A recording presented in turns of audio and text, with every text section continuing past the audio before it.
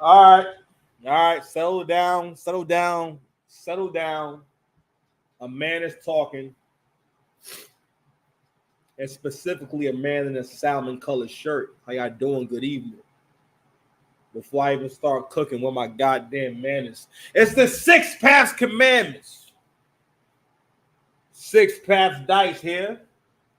Mr. Lane, if you need me, we here. I told you I'm consistent. I'm telling you, every day I'm popping out. Every day I'm showing up. Every day I pour into that cup, and it's always more than halfway full at least. Consistency is not convenient, and consistency is not pretty. But I'm consistent, baby. If I tell you a story, I'm consistent. You know what I mean? If I tell you an opinion I'm consistent. Don't get me wrong. I'm always open to the possibility of being wrong. And it may be true that I might be wrong sometimes. But in the words of, I think it was Magic, I doubt it. Nah, forget that. Tay-Rock voice. I doubt it. Right? And Amanda Seals, I doubt it. Nah, I'm playing, man. Six Paths Dice, man. So, Mr. Lane, if you need me. So we back, man. We back to break down the Club Shay Shay drawing with Amanda Seals. We back for that master class of storytelling and manipulation. Listen, I think these kind of moments are super important. Not for the sake of being able to say, look at what women be doing. The idea is that, yo, this is to hold the mirror up to ourselves because Amanda Seals is not a one-off, and she's not this super. I mean, she is unique. And I started every video off the same way talking about Amanda Seals. It's not a diss. Don't get me wrong. You look crazy, but it's not a diss. We're just having a conversation, beloved, because we all have done this to a certain degree, especially when you're wrong. Like everything that has to do with doing the right thing and having a good life is hard. Anything that's going to have a good outcome for you and the other person, or for you and the group, where there's some benefits to you and the benefits of other people, it's tough. And it's much easier to just do the wrong thing, to the point where you create a life for yourself where you don't actually do things right. Really think about that. A lot of us live lives where doing the right thing or doing what's best is not out of our reach, but we'll still do it. To the point where you want to build up a lifestyle, a whole persona around bullshit. It always amazes, and it always amazes me how much people like the idea of having a job where you bullshit and don't do anything. And say, y'all get paid to do nothing. Don't get me wrong. I understand. I know having perks to your job. You want a job with perks and benefits and some kind of future. Something going to change, right? But in anything that's good, it requires sacrifice. It's not easy. Like with what I do now, yo, I had to sacrifice a lot of freedom. Like when I was coming from being a housing case manager to doing what I'm doing now, I would only have to be out in the field a few times a week. I work from home. This is before the pandemic. We work from home twice a week. Matter of fact, you really didn't have to come to the office. You only had to be in the office for no one really expected you to be in the office. You just had to have that time accounted for. Not that I never went nowhere to did anything, but it just wasn't like that. I mean, at the most, I might go to the gym for an hour. You know what I mean? I might be there for an hour. You know what I mean? At some point during the day. Like, I think that's like the most I would do in the middle of the day. Go to the gym. Or if I need to go somewhere. But other than that, I came to work. And I was always available and I was always doing something. But anywho, and going back to that point, it makes it even funnier when you hear people talk about being bosses and being entrepreneurs, and it's like this thing it gets to be like very just pretentious when, especially basically I'm thinking about the whole boss chick like archetype, and then the version of men that think they have to be a baller. Don't get me wrong. Strive to do your best. Achieve your wildest dreams. Of course, have a number in mind that you want to achieve, right?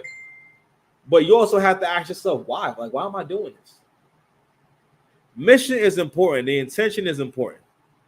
So I just want to start with that, man. Because I want to get into the integrity of all these things, man. And what we're going to look at here is somebody who doesn't necessarily have integrity. She may have good points.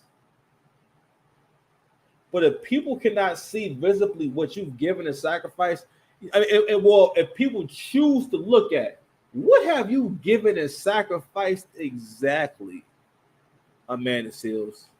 And I even feel like the title of this is there. It's like an Amanda Seales title. Amanda Seales is done protecting Issa Rae and talks about not Issa not empowering women. When we talk about Beloved right here, we have to preface it with the fact that a society that doesn't give you consequences for being wrong, pretty much short of like crimes. A woman has to do like actual crimes to kind of be held accountable. For the most part, the accountability will never be the same, right?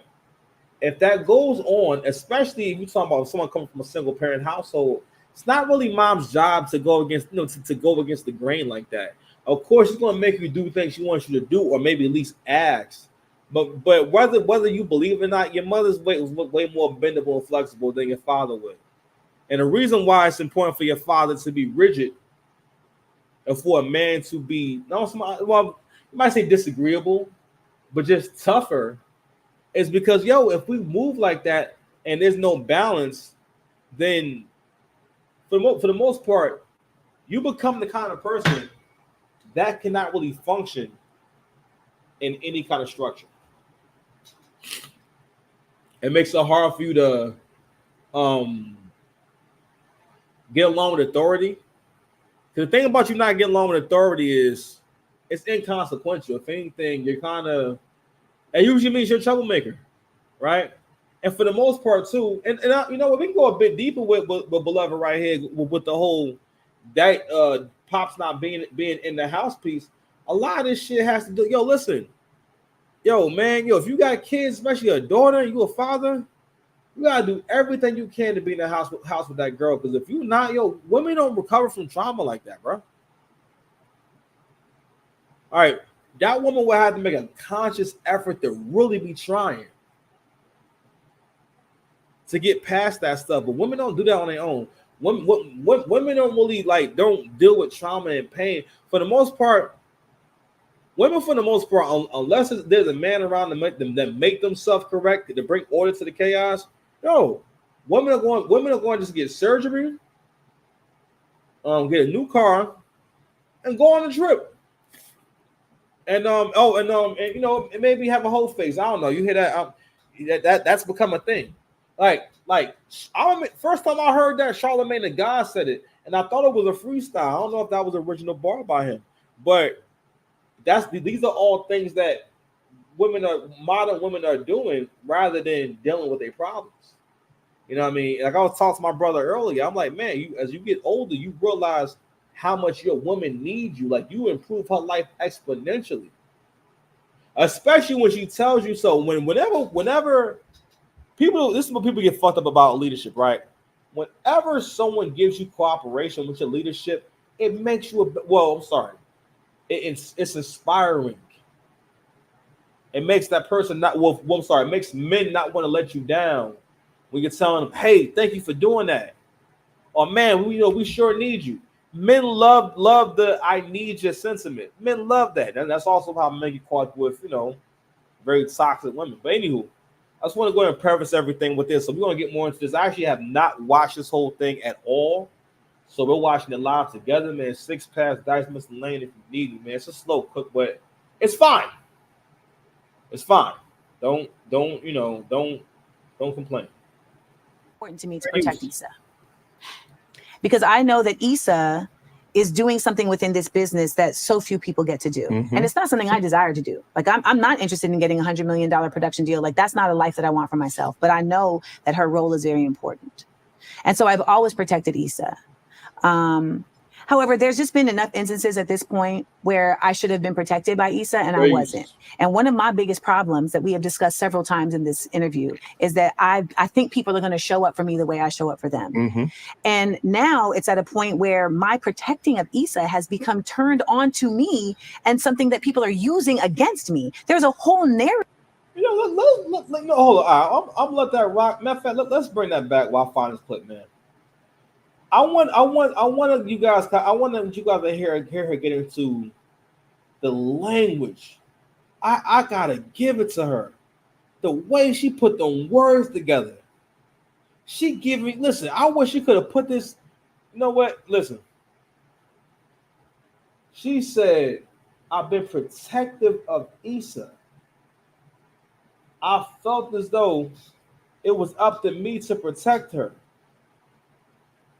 And I gotta ask this question. Hold on a second, guys. Cause I want you guys to hear, like, you know, hold on a second. Stumble roll.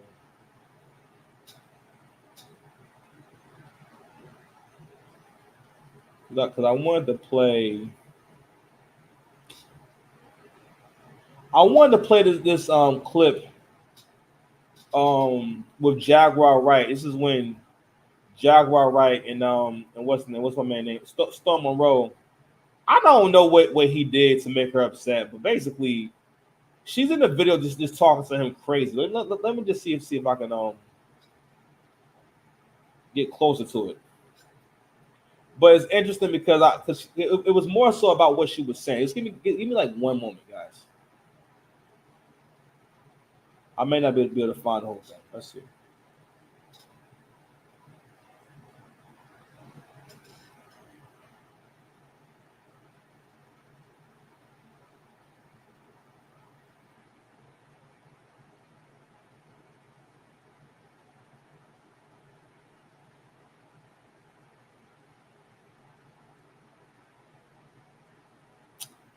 Oh man, you know what? Forget it, man. I want to show you this clip with her. So basically, that's okay. Long story short, in this clip with Jaguar Wright, Jaguar Wright was the backup singer, but she did vocals on the unplugged performance that Jay-Z had on MTV back in 2002. That's what a lot of people know her from. She was an artist. She wrote for a lot of people. She was affiliated with the Roots crew from Philly and whatnot. And she went viral in 2020 when she had basically these interviews, just telling these crazy stories about Common and Talib Kweli and stuff like that. Now that there was truth to Talib Kweli drum, but she went viral for that. So she debuted on a few different platforms. One was Real Life Productions. The second was Storm Monroe. So that's how I got to know who Storm Monroe was, because Jaguar was going viral for this crazy story she was telling about Common, right? And then what else happened? Oh, and then she wound up on a Storm Monroe. He was a even at that time pretty big YouTuber, right? And then what happened? Oh, he did something that she didn't like. So there's a video of her going, Storm, you should have done that, Storm. The people I have protecting you are no longer protecting you, Storm. People are going to be coming for you, Storm. So she basically is talking to Storm, and she's threatening him in a very creative and ambiguous way. In a way that's very convincing. Let me see my face. In a way that's very convincing. This right in that video right there, now again, look a little crazy because it's a video that's online for us all to see with a comment section, right? But in real life, in the heat of the moment, right, you got to realize this is an older person, so she didn't come up at the time when you saw yourself on camera all the time, so she may not even know how she looks on camera. All right, it takes a high level of self-awareness to realize how you sound when you say shit, right? But a narc always has the ambition to control your every move and thought. They feel as though like you're like an object, and the object is under their complete control. So with so many tactics they'll use, it's mostly lies, right? That they'll use to basically have some kind of bearing or control about how you think and move. And what they will often do is threaten you. They love to threaten you or threaten you indirectly. Most men have dealt with women who have basically bluffed about getting them hurt. And most of the time, it's for pretty much no reason or no good reason. I mean, one time I was in high school. Actually, I cannot. You know what? I cannot tell you. I didn't actually do anything to this girl. It was a girl that hung out with a guy that we went to lunch with. She said something. I think I might have said something about her polka dot socks. And it wasn't even a negative thing. And then she said, "You know what? I'm gonna call someone for you." And she was talking about like calling some dude to come beat me up. Now, of course, she was just bluffing. I'm like, why are you like? Why is it a thing? Why is it a thing that you're doing? That's kind of fucked up. Like, you know what I'm saying? And I'm from the hood. I don't take threats lightly. I don't take the idea of somebody coming to see me lightly. I'm like, I'm taking that shit serious. I'm getting ready for war. I'm in the bushes. But now I'm just saying, but she didn't see no problem in, threatening me and whatnot. And also for no reason. It was pretty much for the sake of like something you do to keep somebody in check. You know what I'm saying? So anyway, the narc always wants to keep everyone and everything around them in check, because they also have a complex where their thoughts and emotions matter the most. And for the most part, like I was saying before, think back to when you were younger and your parents or an adult had to point out to you that's mean, or you don't say that. Manners, decorum, empathy, sympathy, all that stuff, which also can say and try to imagine what certain things feel like and sound like to have empathy and sympathy, right? But you maturity, so therefore, when you're young, it's tough. It's tough to understand. These kind of people like Amanda Seales are people who never grew past that phase. Still has a really intense fear of for one, she's extremely insecure, right? That's a huge thing that happens to women who don't have their father in their life.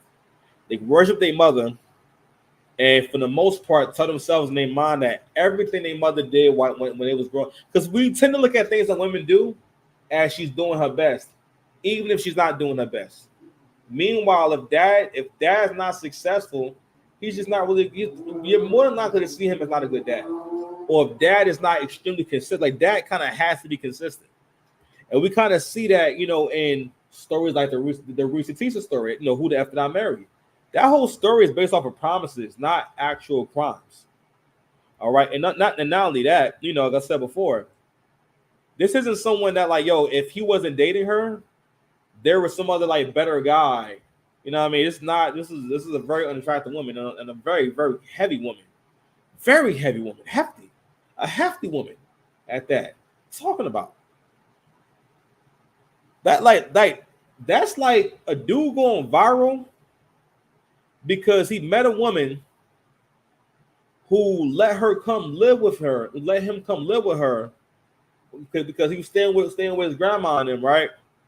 And she lets him drive the car, and she told him, "Hey, for your birthday, we're gonna have a threesome, and next year, I'm trying to get in shape and whatnot, or I want to get a procedure done. I want to get a nose job and a BBL and everything, right? Don't get me wrong, if you think she lacking in that area, your woman telling you that she's going to have more ass could be very exciting. I can't really give you parallels. Everything that men do is has a number on it. You know what I'm saying? I always say, there's nothing that you can do for a woman that's as easy as her making a sandwich, and she'll be as happy as you would getting the sandwich. All right, you gotta think about that. She can give you a burger, especially if it tastes good. You know what I'm saying? Especially with a smile. And don't let it look good. All right, she can give you a sandwich. And matter of fact, she can tell you, "Listen, I like you a lot and everything, but I gotta tell you something, man. I can only make sandwiches. I can't make you anything else. Matter of fact, I can make other stuff, but it gotta go in the sandwich." She could be telling you, yo, I can make you a seafood broil, but it's gonna have to be a sandwich.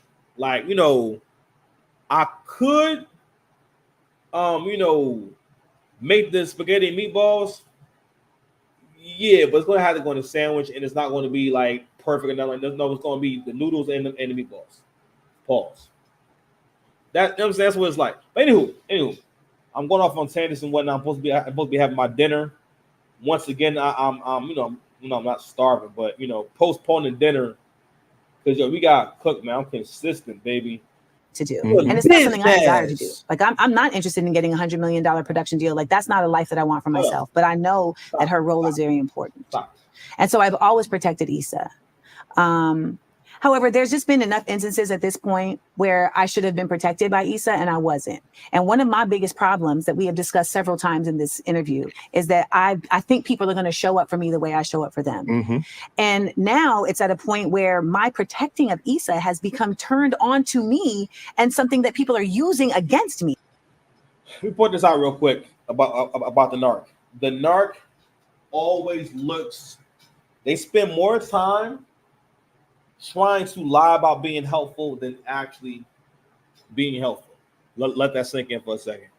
They will invest more time and energy in trying to convince people that are helpful or important or relevant or that you need them rather than just being helpful, important, and relevant and there when you need them.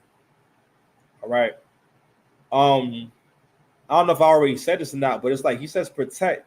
Protect usually means that there is something that's going to harm the other person, or you're keeping them away from a certain thing. What were you protecting her from? And why does Issa Rae? I've never in Issa Rae's history, it's never seemed as though or been a moment where I've never heard that be a part of Issa's story that there was ever a point where she needed Amanda Seales.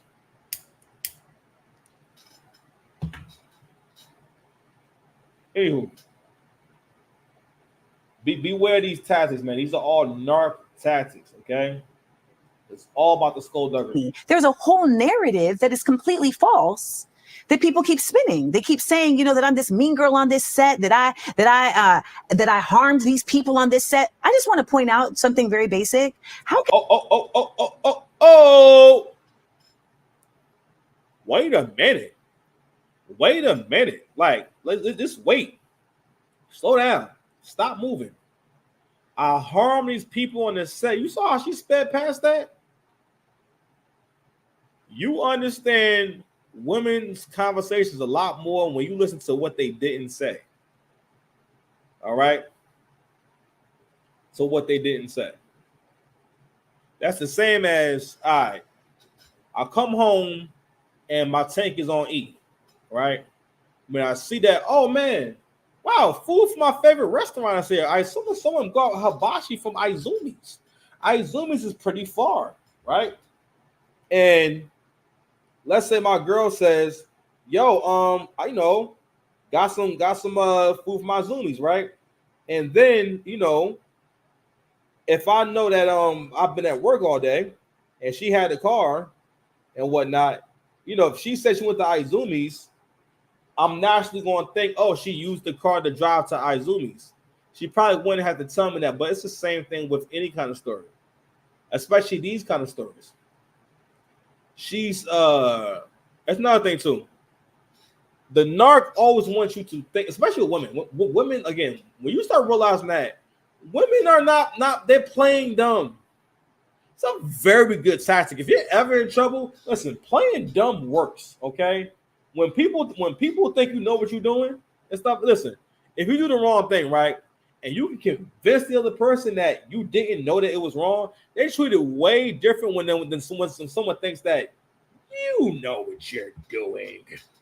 You know what I mean? When they think you know, right? And women do this a lot. Women will feign ignorance. This woman has feigned ignorance the whole time. I'm about to lose my voice too. But she sped past I harm. Man, what do you mean by harm? People will mostly say harm for like toxicity and like physical harm. And maybe you seem to be both. Because that's the only reason. Remember I said that before? That's the only reason I could think of why you would be barred from coming to an industry party. People mostly don't want you coming to a party when you're going to be violent. Or you're going to get in someone's face. I can say, listen, you can look at those eyes, baby. Man, hold on. We gotta wait till she start like talking again. Can I be a mean girl on a set that ain't my set? Her getting up in your face. How? And those eyes getting It's big. your show. You are my boss. I don't even have the capacity to be the mean girl here. Right. Because you can fire me. So there's no way for me to be a mean girl in this situation. And I know some people that may buck up against like the confirmation bias that they've created, but it simply is the truth. When I got to that show, I had a show on Issa's website on YouTube. I had my show Get Your Life. And when it came out on her YouTube, unfortunately, the press picked it up as Issa Rae's new show. Right. But she didn't do anything except put it on her site. Like, right. I put all my money into it. I wrote it. I starred in it, etc. Mm-hmm. And so I said, hey, would you mind, tweeting to correct this? And she just wouldn't. She wouldn't promote any of the shows, and I just felt like that was unfortunate, but it didn't change my view of her character. Like, it just let me know, like, okay, this is how she do business.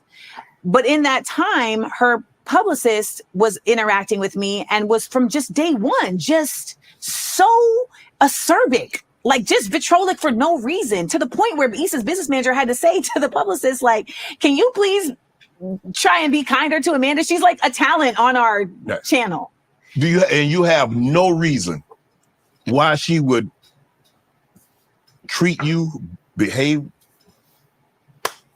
So Issa says, would you talk to Vanessa? No. I said, sure. You know why? Why? Who's my boss?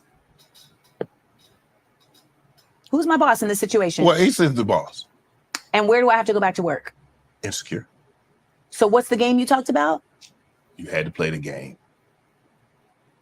But hold on. But there was a situation earlier, Amanda, where she said, that ain't my business. Y'all need to handle that. Now she wants you to talk to her. You're good at math. You good at math, Sharp. Shannon Sharp. I'm just saying, because you like. You can't spell Sharpton without Sharp now. So, okay, you have. So I take the call.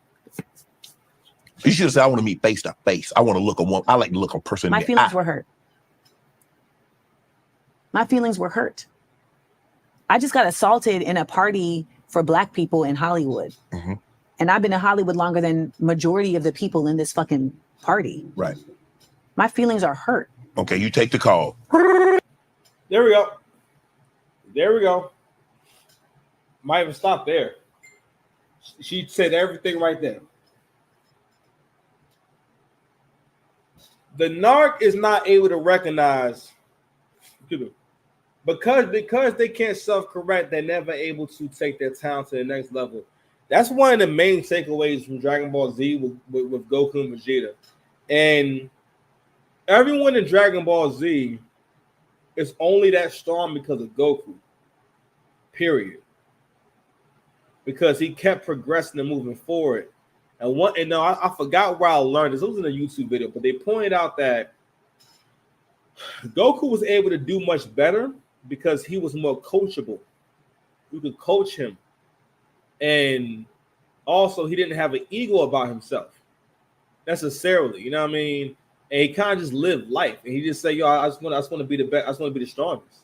And that's it. No bias to it, nothing like that. I just want to be the strongest. And whoever's strong, I want to fight them.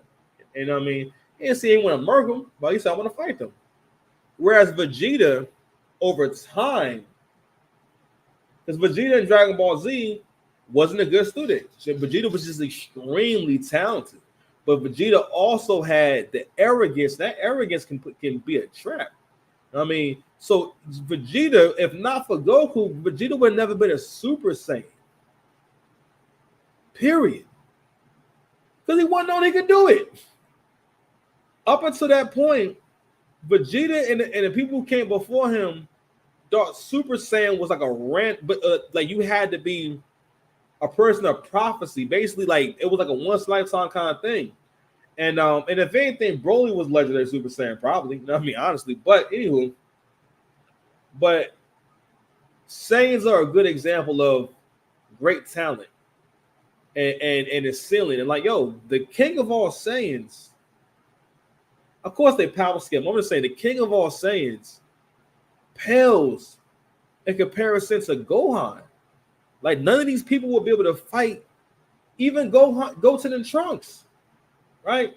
But anyway, my point being is that what made Vegeta better over time was that he collaborated more and humbled himself, and also like, yo, he was no, even though he still maintained his pride, but he let go of the arrogance of being a prince of the Saiyans. You know what I mean? And like, you know, and we would think about when you get older, you respect Vegeta more because it's like, yo, he holding it down. He's the last of this race, and he holding it down. The prince, I'm still the prince of all Saiyans. And he's constantly always trying to teach Goku, and that's really been his. Everyone got a job. It was his job to teach Goku about pride and who he was, because Goku didn't even know who he was. It was about teaching him pride. All right. There's a scene before Goku goes Super Saiyan during the Frieza saga. Well, I think Vegeta, like, you know, he dies, right? And before he dies, he said, yo, you gotta beat this guy, man. He destroyed our planet, and he's the reason why our people are extinct. You know what I mean? It was him. You gotta do this, man, right? And he was no, and again, that was a defining moment for that character, being that vulnerable. But going back to our girl, I gotta go, man. Going back to Amanda. Imagine how great Amanda would have been if she was coachable. Let me tell you something. I was talking about my sister something the other day about, you know, no one likes a mean woman. No, like a difficult, because again, women are supposed to be able to go with the flow. A rigid woman is not attractive. A man that's too flexible is not attractive. A man that just goes with whatever is not attractive for the most part, even if he's wrong. A woman want to see be a little disagreeable. She want to know that, yo, she want to know that you want to fight back. You know what I'm saying? She want to know that, yo, you want to take the fade. You know what I'm saying? Even if, you know, it end badly, right? But this is also the danger of lack of self-correction. Listen how she has to talk about this woman and talk about these women. What's really standing out to me is her saying, my feelings were hurt, and I've been here than most of you. What she's saying is, I should be further ahead than all of you because I had a head start and I had more to work, I had more time to work with. But here I am as a supporting character. But what's funny is like, yo, I'm not hearing thank you for putting me on a show that was culturally relevant. Like that show was a part of the culture. Man, a lot of that shit going on, but people was tuned into that, and you were on that show, and you were a part of that as an artist of any kind. When you can be a part of something that's going to live on forever, or something that people actually enjoy, very few people who are talented create anything that a lot of people enjoy to the point where it's a hit. Okay? Gratitude and the lack thereof will make you go crazy because it makes you feel more and more and more empty inside. You're empty because you have no gratitude. You are filled. Matter of fact, you are chock full. You're filled with all the things you lack. Ooh. From Baki. Kawu, I think. He said that to Yujiro. He said, now you are filled with all the things that you lack. So, my God. And as I get older, I realize, like, yo, when you meet people who are angry like this, because they're full. of everything they like. God damn, I be cooking. You know what I mean? You hear me? Well, I be cooking on the. I be. Hello. Hi, Amanda. This is Vanessa. I just want you to know that so none of this has anything to do with Issa. That's the first thing she says. None of this has anything to do with Issa. So I just want you to know that. But I do want you to understand that it was me who kicked you out the party. Okay. So I just want you to know that the reason I kicked you out the party is because I don't like you. Okay. Well, that's all I need to know. There's nothing else for us to talk about. And I hang up. She calls me back immediately. Why'd you hang up? I said, because there's nothing else for us to talk about. She says, don't you want to know why I don't like you? No, not actually. Actually, I don't. No, I don't, because it's none of my business. I've never done anything to you. And for you to put me in harm's way off of literally nothing means that I don't need to talk to you about why you don't like me. You need to talk to your therapist about why you don't like me. And I hung up the phone. She called back. No, she called around. She starts a smear campaign. Oh. So this whole time, your boss, and I don't like I don't do the gossip thing. So have you ever had a conversation with Issa about this about her publicist? You're saying since this situation? At any point? Well, I mean, I had that one time where I said to you. Yeah, and she said, well, that y'all need to work that out. That ain't got nothing to do with me. So now after this conversation with the publicist, and I get off the phone, I start getting word that she is going around to the different publications and different people because it starts coming back to me. Mm-hmm. And she's going around saying that I was in danger of getting fired from Insecure, which honestly, I don't even know if that was true or not, but that had never been brought to my attention. She starts going around saying that I got in a fight at the party. She starts going around saying that I peed on the floor at the party. What are you, a puppy? I mean, I got to move it to the side. Yeah. Like, what are we talking about? So let me ask you this. So, well, now, I feel like I'm going to answer your question. Okay. So Issa then calls me again and says, hey, I just want to know if this is going to be a problem on set. Because now this is going on for 2 weeks. Mm-hmm. And this going viral, earlier in the conversation, you were like, why do you care if people who don't know you, mm-hmm. like, are saying mean things about you? And it's like, I wish I had that. And I'm at a point in my life where I'm there. No. But it's really... All right, nah, I'm done. I can't like listen to a lot no more. I have to go to bed. Let me go ahead and just go ahead and just man, I gotta keep cooking. I want to just cook in general, but I gotta cook you a little bit. Y'all cook. So your whole roster and pasta. Anywho, the way this girl tells stories. Y'all realize that that she's not giving you the timeline on purpose. She's giving you the timeline by mistake. She doesn't say this happened and that happened. She makes it sound like Issa called her right back after the altercation. And she's not giving the timeline of like how long. Basically, she starts talking about there being a smear campaign. Basically, the old girl is calling people and whatnot and lying about what went on. I'm like, yo, first of all, if you're old enough, you know Amanda has all the characteristics of someone who's like a real angry drunk. Okay? And seem angry in general. But also, I want to touch on this too. The skullduggery. This is something that, again, brilliant Crimson Cure. The brilliant Crimson Cure brought this up. And goodness, what was the point? I'm gonna take the damn point. I was so caught up in that. Nah, but goodness gracious. Hey, I'm sorry, my bad, y'all. Zoned out for a second. Basically, no, penis envy. So when she's talking about penis envy. So she was saying that a lot of women have an inferiority complex about being a woman, and they think that they need to be strong like a man, and then they always want to emulate what they see men doing. I.e., like if you've had a female boss, you probably noticed that if you have a female boss, you seem a little harder, a little more masculine, a little more straightforward, a little more blunt, a little more mean. You know what I mean? Like these are all this is how, you know, someone who maybe doesn't really actually interact with men like that this is how they think they're supposed to act when they're in a leadership role. It's supposed to be overtly overtly masculine, speaking a real authoritative tone and all shit. I'm like, God, dog, man, I can't, like the kind of tone of voice where you cannot imagine them ever saying anything sexy.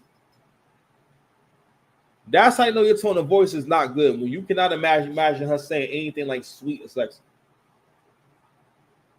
Like, I be hearing some women talk, I'm like, God, dog, like, man, it's just the damn Oprah voice. Like you hear the Oprah voice a lot.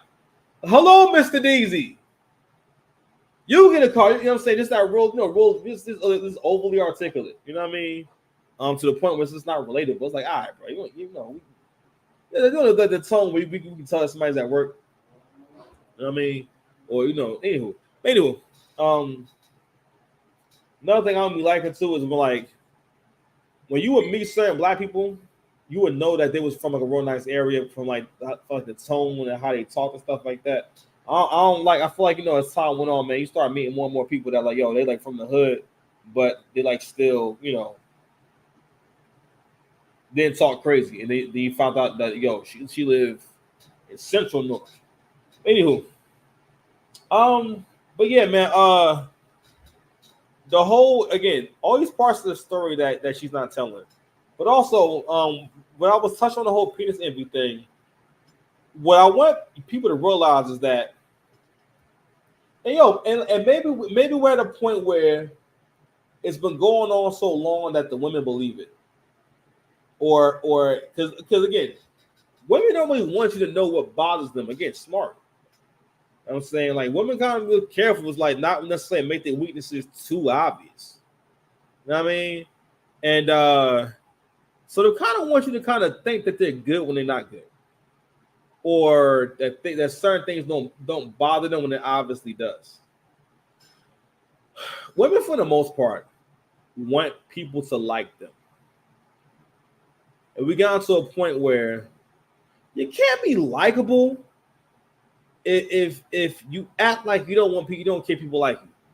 That's a man thing. You know what I'm saying? Because the reason why you can't do it is because, again, that's more of a natural thing to a man, so he'll have an idea of when to do it.